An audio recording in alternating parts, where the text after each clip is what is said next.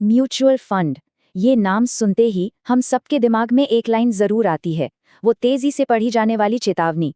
पर योजना से संबंधित सभी दस्तावेजों को ध्यान से पढ़ें का असल मतलब क्या है? आज हम इसी पहेली को सुलझाएंगे और ये सीखेंगे कि इन मुश्किल से लगने वाले डॉक्यूमेंट्स में छुपी जरूरी जानकारी को आसानी से कैसे समझा जाए। हाँ, यही वाली लाइन हम सबने सुनी है ना? लेकिन असली पावर इस चेतावनी को सिर्फ सुनने में नहीं, बल्कि ये जानने में है कि जब कोई उन दस्तावेजों को खोलकर बैठता है तो उसे असल में ढूंढना क्या है। तो सवाल यही उठता है कि आखिर देखना क्या है? चलिए आज इसी का जवाब ढूंढते हैं। देखिए, किसी भी म्यूचुअल फंड को समझने के लिए 3 मेन डॉक्यूमेंट्स होते हैं। इनको आप एक इन्वेस्टर का जरूरी टूल किट समझ सकते हैं, या कह लीजिए कि ये किसी नए गैजेट के यूजर मैनुअल की तरह हैं। तो सबसे पहले है किम। ये आपकी क्विक स्टार्ट गाइड है जो जरूरी बातें बताती है।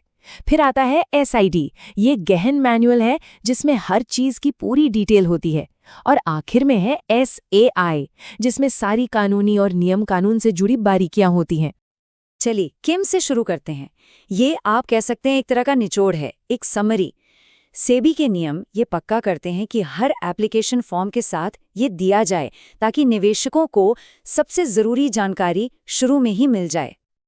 अच्छा, किम के बाद अब आते हैं सबसे जरूरी दस्तावेज पर, एसआईडी। यहीं पर निवेशक के सबसे बड़े सवालों के जवाब छुपे होते हैं और ज्यादातर ये जानकारी मिलती है स्कीम संबंधी जानकारी वाले सेक्शन में, जिसे कई बार चैप्टर 5 भी कहा जाता है। तो किसी भी स्कीम को देखने पर सबसे पहला सवाल जो किसी भी निवेशक के मन में आना चाहिए वो ये है, क्या इस फंड का मकसद मेरे अपने फाइनेंशियल गोल से मेल खाता है? देखिए, ये आपकी पहली चेकलिस्ट है। अगर किसी का मकसद लंबे समय में पैसा बढ़ाना है, मान लीजिए रिटायरमेंट के लिए, तो उन्हें ये देखना होगा कि फंड का मकसद भी कैपिटल एप्रिसिएशन है या नहीं। एसआईपी यही क्लैरिटी देता है। ठीक है, लक्ष्य तो समझ आ गया, पर अब सवाल है कि पैसा लगेगा कहाँ, मतलब कौन से एसेट्स में?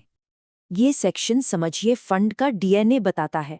इससे साफ साफ पता चलता है कि फंड कितना आक्रामक है या कितना सेफ खेलने वाला है, कितना पैसा इक्विटी में जाएगा और कितना डेट में।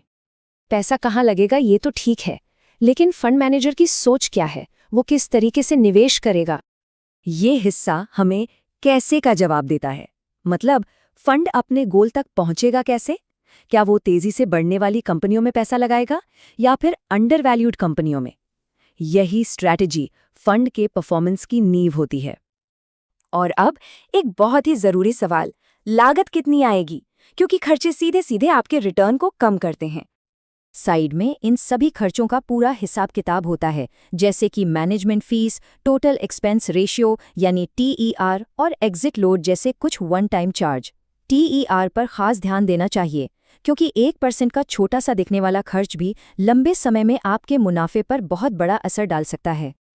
हाँ, तो जहाँ निवेश है वहाँ जोखिम तो होगा ही, लेकिन अच्छी बात यह है कि इसके बारे में भी पूरी जानकारी दी जाती है।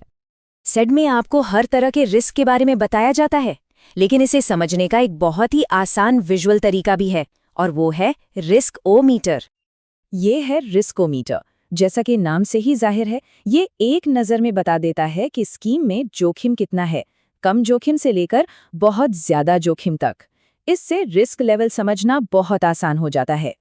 एक बात याद रखने वाली है, ये रिस्क लेवल पत्थर की लकीर नहीं है, ये बदल सकता है। इसीलिए फंड्स को हर महीने से चेक करना और रिपोर्ट करना जरूरी होता है। और यहाँ पारदर्शिता बहुत जरूरी है। अगर किसी फंड का रिस्क बदलता है तो उन्हें साफ साफ बताना होता है, पुराने और नए दोनों रिस्कोमीटर दिखाकर, ताकि निवेशक हमेशा पूरी तरह से अपडेटेड रहें। चलिए, तो शुरुआती दस्तावेज तो समझ लिए, अब देखते हैं कि समय के साथ अपने निवेश पर नजर कैसे रखी जाए। ये टेबल एसआईडी और एसएआई के बीच का फर्क बहुत अच्छे से बताती है। सीधी सी बात है, एसआईडी एक स्कीम के बारे में है तो ये हर स्कीम के लिए अलग होता है, और एसएआई पूरे फंड हाउस के बारे में है तो ये उस फंड हाउस की सभी स्कीम्स के लिए एक ही होता है। साई और एसआई के अलावा भी कुछ जरूरी चीजें हैं, जैसे हर महीने आने वाली पोर्टफोलियो की लिस्ट, जिससे पता चलता है कि आपका पैसा किन किन स्टॉक्स में लगा है, और हाँ, आपका अकाउंट स्टेटमेंट जो आपके निवेश की ग्रोथ को ट्रैक करता है। तो कुल मिला के बात ये है कि ये दस्तावेज सिर्फ एक कानूनी जरूरत नहीं है, ये असल में निवेशक को ताकत देने वाले टूल्स हैं। इन्हें समझना मतलब अपने निवेश को अपने कंट्रोल में लेना। तो अब जब ये यूजर मैन्युअल पढ़ना आ गया है, तो सबसे पहला और सबसे ज़रूरी सवाल ये नहीं है कि फंड क्या चाहता है। सवाल ये है कि मेरे अपने फाइनेंशियल लक्ष्य क्या हैं। इस सवाल का जवाब ही सही निवेश की पहली सीढ़ी है। सोचिएगा ज़रूर।